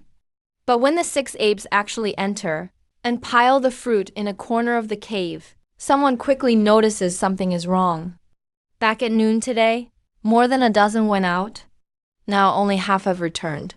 Some of them circle the 6 returnees, then run to the cave entrance to look outside, as if asking, "Where are the others?" Those who made it back glance at each other, with clear panic in their expressions. Today, They were attacked by 6 saber-toothed tigers. Those predators came too quickly, and too aggressively. Just one encounter was enough to scatter the group's formation. Some of their companions didn't make it, if not for the fact that the saber-tooth pack quickly got distracted by their captured prey. The rest of the apes wouldn't even have had a chance to escape. This message needed no words. The air of panic alone said enough. But being less intelligent also had its perks. They wouldn't stay sad for a long time like humans would. The pressure of survival in nature is always direct, so hunger quickly overpowers everything else. The apes gather around in a circle and begin splitting up the pile of heavy fruit. It's a kind of large fruit, like a nut. Tastes pretty good, but the shell is extremely hard. Usually the apes eat it by gnawing it open with their teeth. They're still quite beastly in nature. Their canines are sharp enough, so they can manage, but it's exhausting. Soon, the sound of gnawing fills the cave. However, the mother ape, holding her baby, only has one free hand, so she really can't use much strength. After gnawing for ages, she still can't open it, and is growing desperate. At that moment, she looks down and sees a rock by her feet. As if something suddenly occurs to her, she puts the fruit on the ground, picks up the stone, raises it high, and smashes it down hard. With a crisp crack, the hard shell splits open. The mother ape is instantly thrilled, and hurriedly stuffs the fruit flesh into her mouth.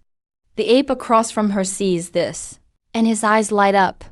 He points at the stone by her feet, then gestures with the fruit in his own hand, making his meaning clear. Let me use that.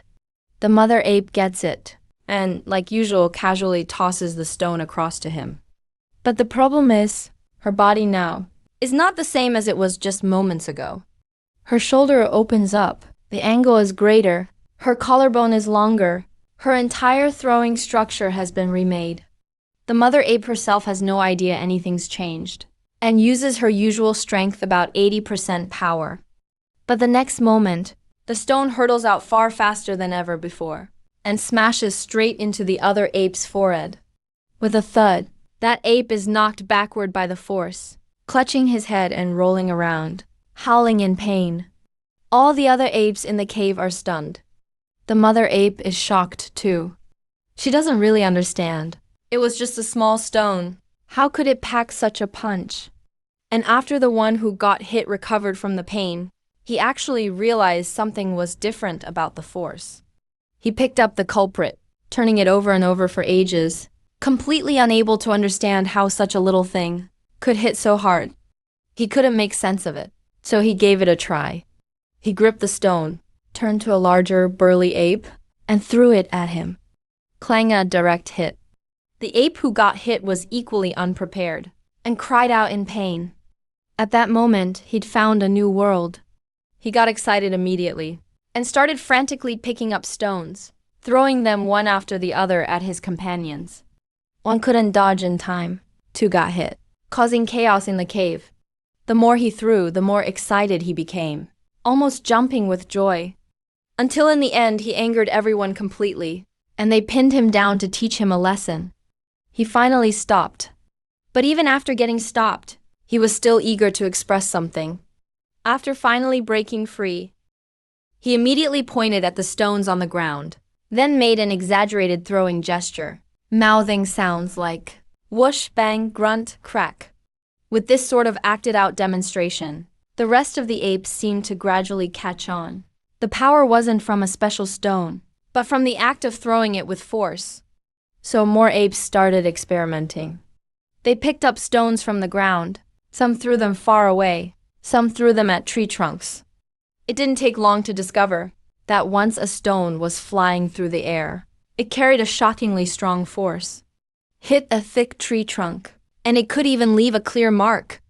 The burliest ape of all was especially impressive. After using all his strength, he could toss a stone dozens of meters. The whole cave instantly fell into a frenzy of excitement. They quickly figured out an even finer point. Stones that are too small lack force. Too big and they can't throw them far. Only those that are palm to hand-sized and of medium weight work best. The most powerful and handy. So a group of terrestrial apes started frantically collecting these perfectly sized stones. It was like unexpectedly getting a top-tier new toy. They were so excited they couldn't stop at all. As a result, it was already pitch black outside. But they were still making a ruckus inside the cave. The night was quiet, so their noise stood out even more.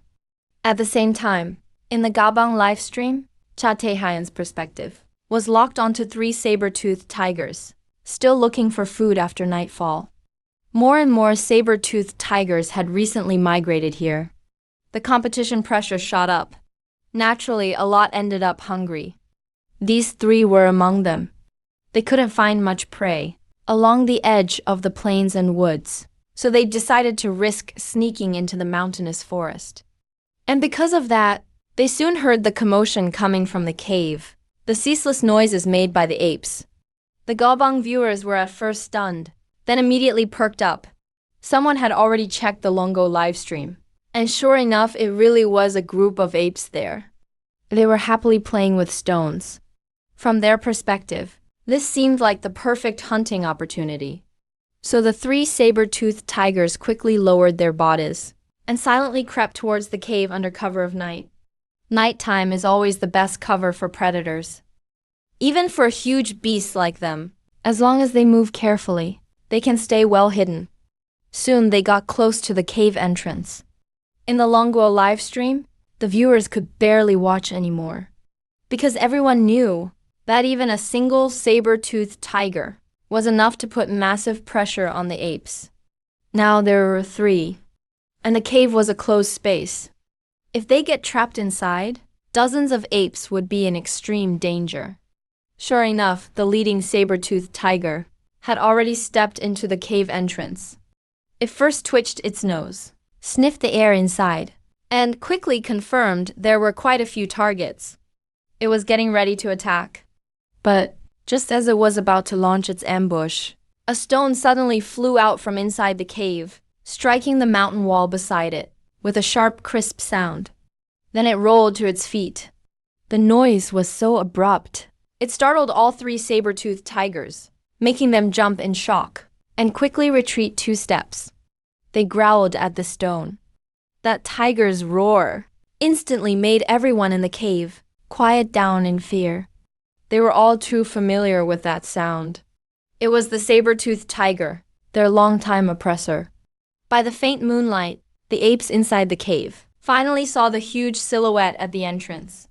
The massive body, threatening size, the sense of oppression almost seemed to fill the whole cave. And what was worse, soon 2 more shadows appeared on either side of the cave entrance, completely blocking the exit. The 3 saber-toothed tigers stood like 3 walls. Dozens of apes could only squeeze into the deepest part of the cave, backs against the rocky wall, with nowhere left to retreat. The leading saber-toothed tiger, after confirming the stone wouldn't move on its own, redirected its gaze to the group of targets hidden in the darkness. It lowered its body slightly, this time not to hide, but to charge faster. The other 2 did the same. In their eyes, this group of apes was nothing to worry about. What was coming next was pure domination. So all 3 beasts lunged at once, charging ferociously into the group of apes. And at that very moment, the ape sitting in the front row did something different. He was the one who first discovered the usefulness of the stones. He was trembling with nerves as well, his heart almost jumping out of his chest. He wanted to hide behind his companions too, but couldn't squeeze in. So he had to stand on the very edge, right in the front. He watched the 3 saber-toothed tigers lower themselves, and saw them closing in fast. Before, this scene would have made him lose the courage to resist. Every primitive sense in his blood, every instinct in his body, told him to run. Run fast yet. He was still desperately clutching a stone the size of his fist. At that moment, he couldn't even tell what he was thinking. Maybe it was just pure nervousness. Maybe it was just a reaction to extreme anxiety. Maybe it was just his survival instinct forcing him to react. Either way, he suddenly opened his mouth wide. He let out a high-pitched roar, as if trying to summon his own courage, and as if it were a desperate declaration. And with that shout, it was like he woke himself up from just standing there. He suddenly straightened his body. His waist twisted to its limit. His arms stretched as far back as they could go. This was a move he'd only just figured out earlier that day. But now he instinctively used it in full. His whole body became like a bow pulled to its very limits. The stone in his hand became an arrow about to be released. The next moment he hurled the stone with all his strength. Whoosh, as the stone shot out at incredible speed. It made a fierce sound slicing through the air. The saber-toothed tiger at the very front, already less than 10 meters away. At that distance, the saber-toothed tiger had no time to react at all, not even able to see what was flying toward it. The stone, carrying huge kinetic energy, smashed straight into its face. The fastest of the saber-toothed tigers was instantly shaken by the impact. The powerful force instantly distorted its movement, and the whole body lost balance, crashing heavily to the ground. It even experienced a brief dizziness. What just happened? The other 2 saber-toothed tigers behind it also stopped in their tracks immediately. They saw with their own eyes. Their companion in the front hadn't even reached the target, but as if struck by an invisible force, it toppled over directly. That sight filled them with great apprehension. For a moment they didn't even dare to rush forward again, only circling warily around their falling companion, trying to figure out what had just happened. As for the saber-toothed tiger on the ground, it was even more dizzy at the moment. That fist-sized rock wasn't enough to kill, but the sheer impact was enough to throw off its attacking rhythm. It barely managed to turn over, trying to stand up, but wobbled a bit, and could only lie there, letting out a low warning growl. On the side of the earth ape, the one who had thrown the stone was also breathing heavily, but looking at the once overbearing oppressor, now lying defeated in front of him. He suddenly realized something he'd never considered before. He could actually make these towering beasts falter.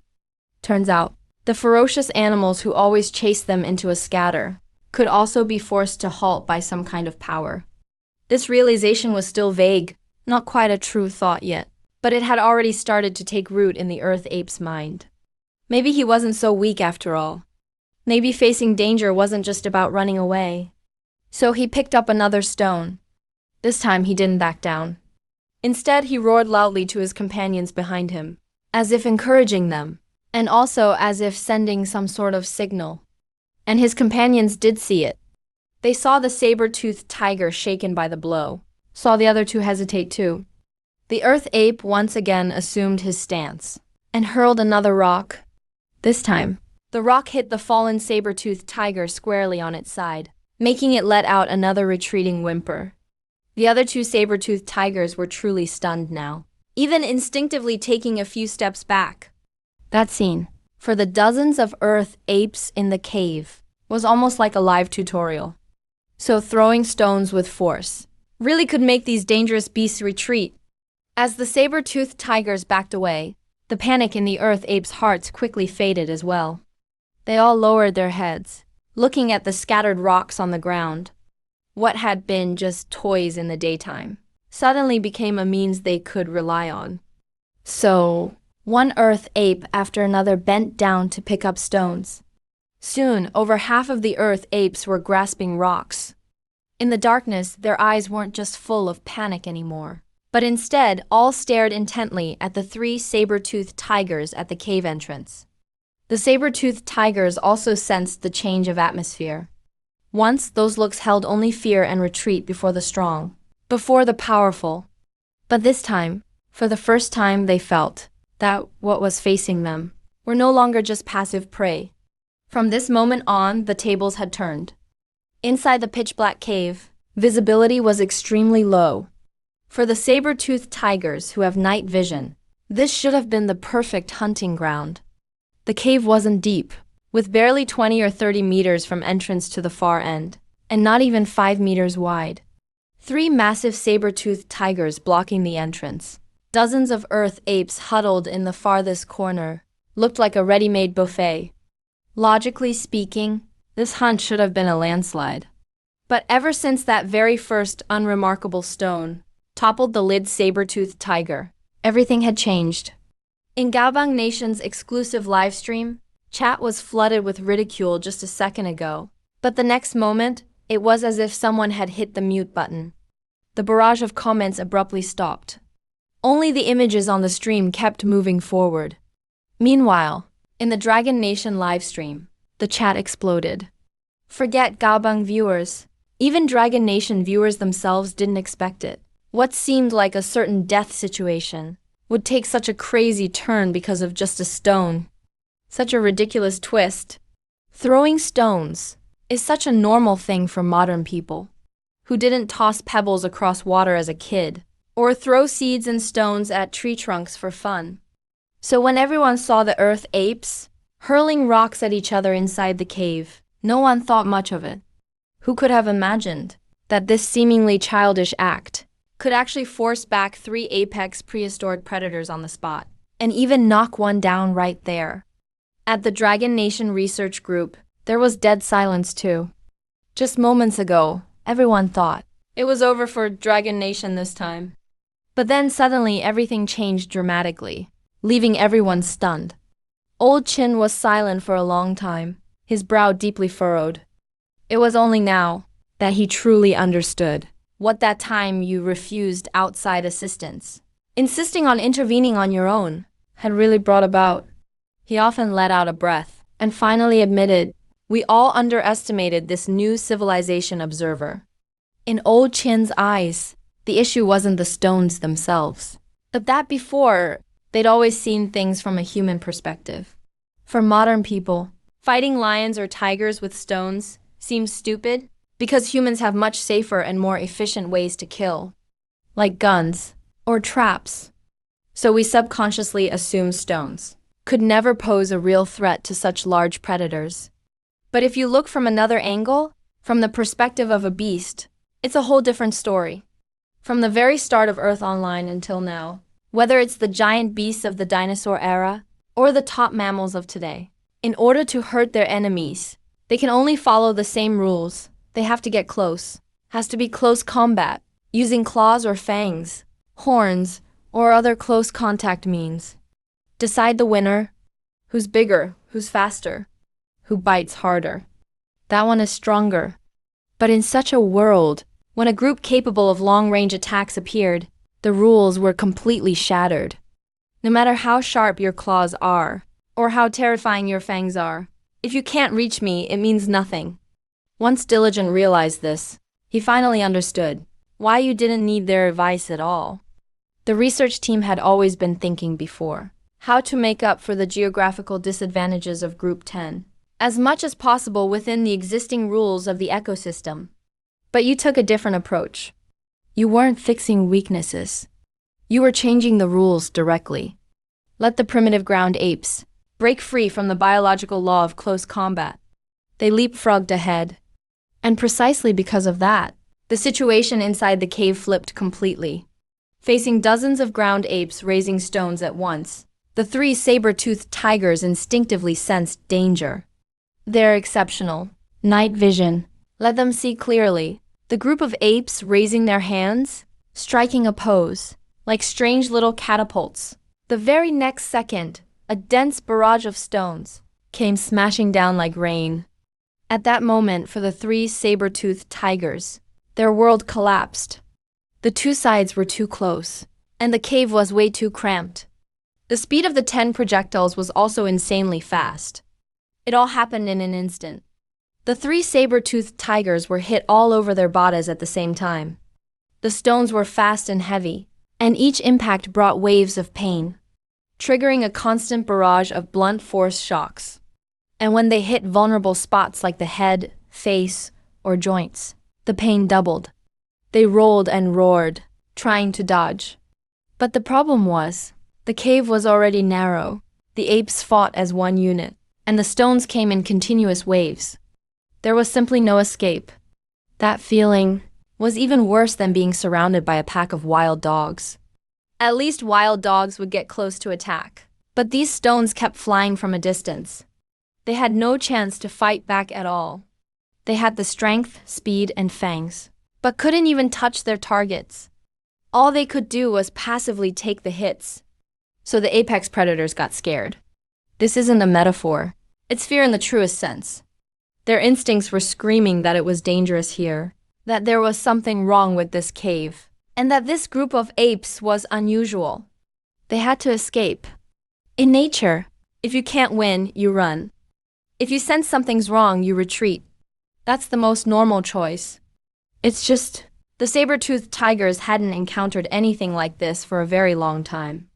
Usually they just pounced, and their prey would panic and flee. No need to even consider whether they would lose. But now the rules didn't apply.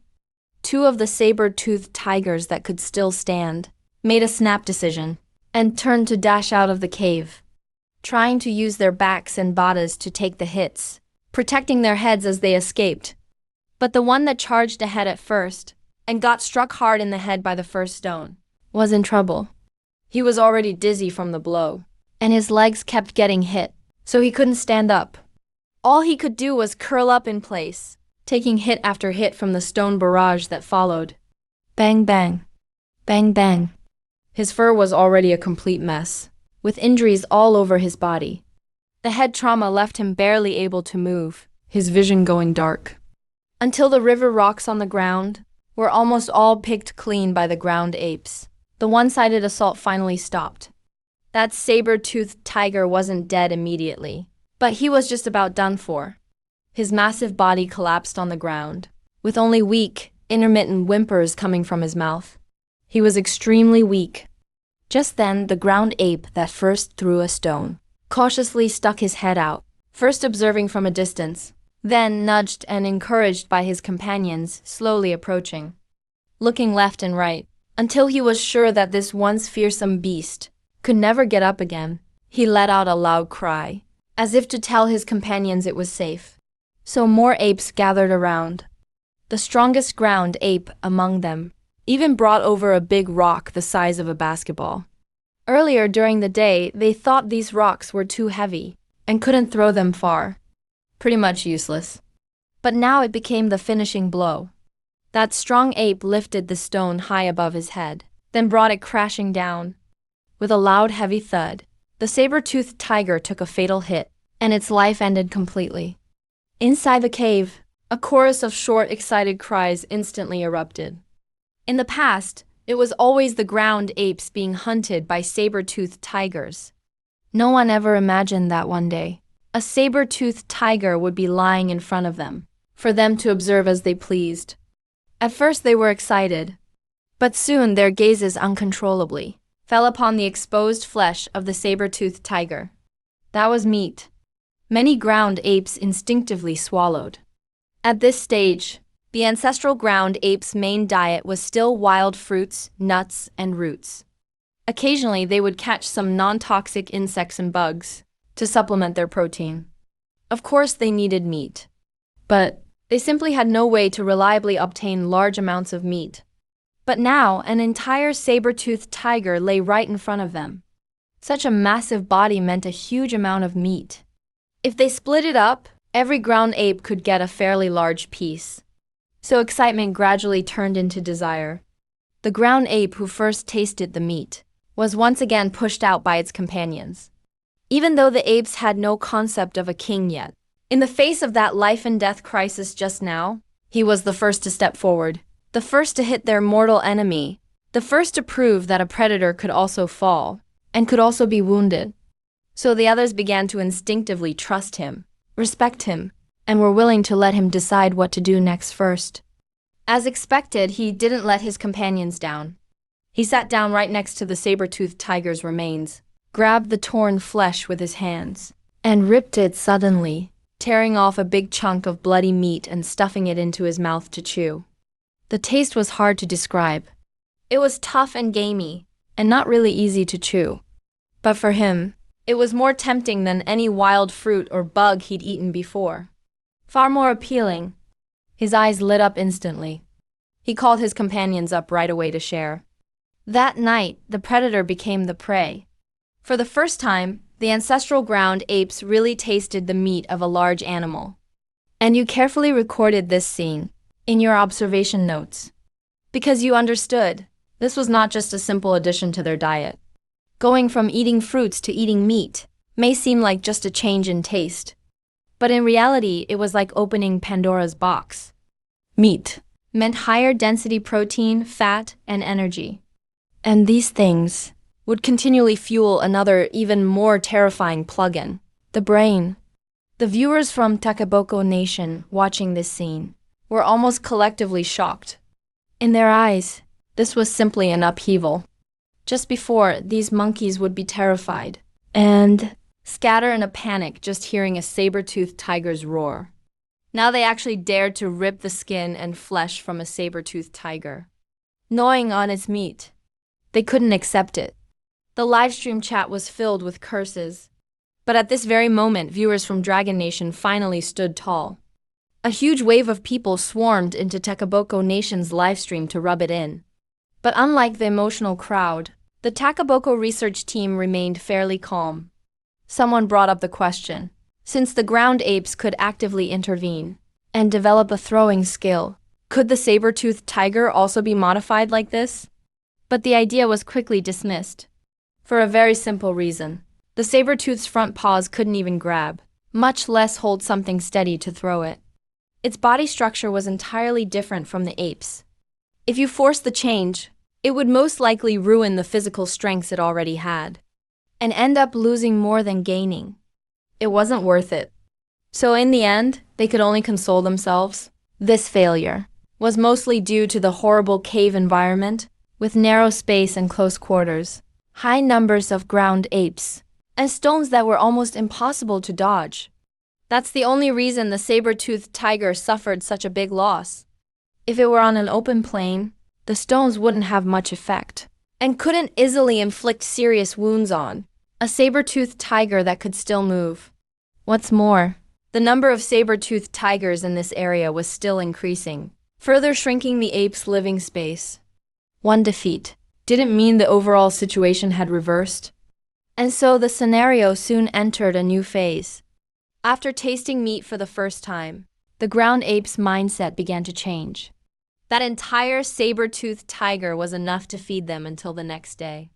But once the next day passed, hunger would return.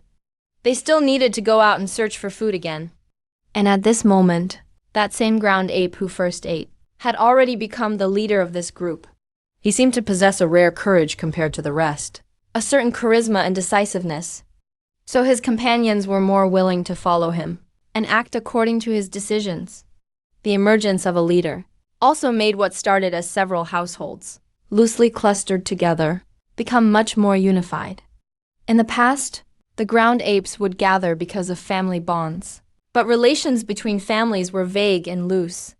Fights over food or territory happened all the time.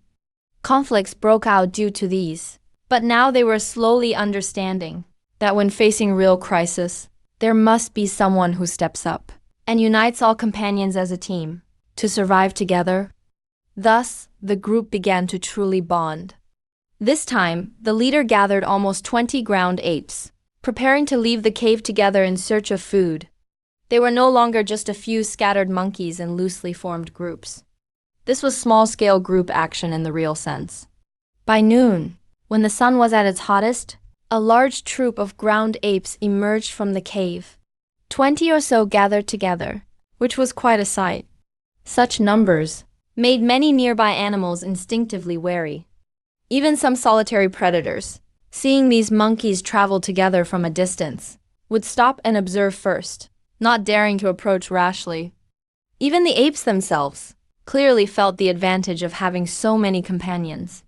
They were no longer as cautious as before, no longer tiptoeing along every path, afraid of suddenly being snatched up by a predator. Now over 20 pairs of eyes were on the lookout together, giving a much stronger sense of safety. On this excursion, their target was an orchard outside the forest. They would need to cross a short stretch of plain, about 3 kilometers in total. That orchard was filled with a type of hard fruit they loved to eat, and now was the fruiting season. Before setting off, the leader bent down and picked up a rock of suitable size, clearly very satisfied with it. He then called for his companions to each bring some as well. They had already witnessed firsthand the power of stones. These stones were survival tools. Even with only 2 hands, they couldn't carry much, but at least it was enough to deter potential predators. But just as they were about to leave, the leader's gaze was suddenly attracted by a broken branch near a tree root. It was more than a meter long, about as thick as a wrist. It probably fell when an animal resting in the tree broke it. The leader stared at it for a long time, until his companions started urging him to go. Only then did he bend down to pick up the wooden stick, weighing it in his hands. Then he tried swinging it, and it made a clear whooshing sound cutting through the air. The leader's eyes lit up instantly, because after you modified their body structure, the geo-apes not only unlocked the ability to throw, but also gained greater shoulder flexibility and stronger waist twisting abilities. In other words, when they swing their clubs, the force transfers even more fiercely than before. The whole wooden stick can almost be swung by them, with explosive power similar to a whip. Of course, the geo-apes have no idea about these mechanics. They just know this thing looks powerful and probably works very well. So a group of clever monkeys immediately started searching everywhere nearby for fallen limbs. Wooden sticks were quickly cleared out from all around. Among the 20-odd geo-apes, a dozen or so found suitable sticks to wield. The rest grabbed stones in their hands. And so a strange team appeared. A group of upright geo-apes, holding a stick in one hand, gripping a stone in the other, marching out of the forest in a mighty swarm. In the Dragon Nation's live stream, many people were already having a good laugh. Some said they were getting less and less able to take this geo-ape group seriously, because they always see the shadow of themselves as a kid swinging random branches by the village entrance. Others joked that as kids, whenever they saw a good stick by the roadside, no one could resist picking it up and swinging it a few times. Jokes aside, more and more Dragon Nation viewers started to vaguely realize that this ancestral geo-ape group seemed to be truly different. They were still weak, still nowhere near a strong species this version. But there was a sense they could actually accomplish something. That was starting to emerge. Meanwhile, the ecological changes on the plains also began to show signs. Because Stick Nation forcibly gathered a huge number of saber-toothed tigers, other large animals in the area noticeably decreased, either hunted or scared away. The entire plain was becoming more and more like a paradise for saber-toothed tigers. The geo-apes, of course, didn't understand any of this. But once they stepped onto the plain, they still quickly attracted several roaming lesser saber-toothed tigers. A total of 3 or 4 saber-toothed tigers noticed this group of monkeys from different directions. But this time, things were different from before. 20-odd geo-apes moving together was too big a show of force for these normally solitary saber-toothed tigers. It was the first time they'd ever seen a monkey pack this big. More importantly, Stick Nation had interfered with their habits, causing saber-toothed tigers to gather in the same area. But pack hunting logic doesn't form overnight. Deep down, saber-toothed tigers still believed they were lone hunters, at most just acknowledging there might be others nearby, but rarely actively cooperating to hunt. So, none of these saber-toothed tigers pounced right away. Instead, they stuck to their old hunting habits, watching from afar, quietly following, waiting for someone in the geo-ape group to be alone or fall behind, or for the formation to loosen up, then suddenly strike. They tailed the group like this, following the geo-apes to the fruit grove. After the geo-apes entered the fruit grove, the saber-toothed tigers still didn't move, because the fruit grove's environment was complicated. Rushing in recklessly wouldn't guarantee an easy catch. They could even expose themselves. The Stick Nation research lead was so frustrated, he was grinding his teeth, wishing he could rush into the barrier and teach them how to ambush prey personally. But instincts aren't commands. Saber-toothed tigers could only act on their own logic. Gradually, 2 saber-toothed tigers lost patience first, because they found better prey elsewhere. Samo Lin's terrestrial animals were bigger than geo-apes. Just one would fill them up and posed less risk, so they left decisively. Only 2 remained at the fruit grove's edge. Half an hour later, well-fed and still clutching their fruit, the geo-apes began their journey back. Nothing happened along the way, which inevitably made them let down their guard a bit, and their formation wasn't as tight as before. The 2 saber-toothed tigers lying in wait had been waiting for just this moment. One of them was already starving and couldn't wait any longer, so it lunged out first. The other was actually more patient. But as soon as its companion moved, its own location was exposed too, so it had to charge in as well. Suddenly, the sound of running erupted across the grassland. The intense pressure of a top predator was at its peak. The first saber-toothed tiger moved lightning fast, pouncing and knocking a geo-ape down in an instant. Its claws slashed down, causing a fatal injury. As the screams rang out, the Stick Nation's live stream exploded with cheers, while Dragon Nation viewers instantly felt their hearts jump into their throats. But before they could celebrate for long, a stone suddenly flew over and struck the saber-toothed tiger hard. The saber-toothed tiger was stunned on the spot. Clearly, within 2 meters around him, there were no other enemies at all. Under normal circumstances, any creature approaching this range, he could detect and counter instantly. He already had his prey pinned under his paw. In theory, he was completely safe, So why did the attack still come? His simple brain just couldn't comprehend it. Soon more stones came flying. The hunt was forcefully interrupted. He panicked and shook his head side to side. Only feeling pain, but unable to find the source of the attack. The feeling was like invisible enemies hiding everywhere. But staying any longer could be dangerous, so he decisively left the prey behind, turned and fled. The rest of the team rushed up immediately, dragged their wounded companion back to the group. The chief researcher of the Central High-Stick Nation saw this scene and was nearly on the verge of breakdown. They were so close to settling it completely. If only they dragged it off, it'd be over.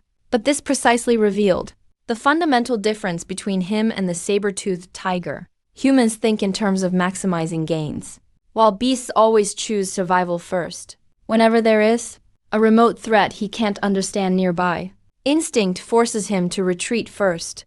Of course, this also shows one thing.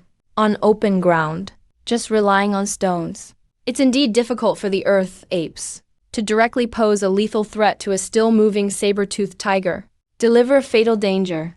Unless they hit a key spot immediately, the tiger will most likely escape. But the thing is, escaping alone means the earth apes win.